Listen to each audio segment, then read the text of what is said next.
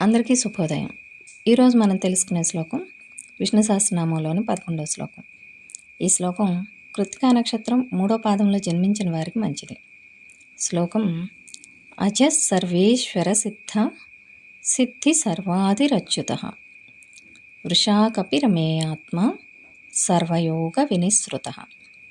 అంటే పుట్టుక అన్నది లేని ఆ పరమాత్మ ప్రభువులందరికీ ప్రభువై పొందవలసిందంతయు పొంది కర్మఫల స్వరూపుడుగా సృష్టి అంతటికీ మూలమై ధర్మ మార్గము నుండి తొలగకుండా ఉంటూ అధర్మమున మునిగి ఉన్న భూమిని వరాహ రూపమున ఉద్ధరించిన పరమాత్మ అనంత రూపములు అవతరించి సర్వ వివిధ రకాలైన బంధముల నుండి దూరముగా ఉండు ఆ శ్రీమన్నారాయణునకు శిరసా నమస్కరించుచున్నాను అని అర్థం.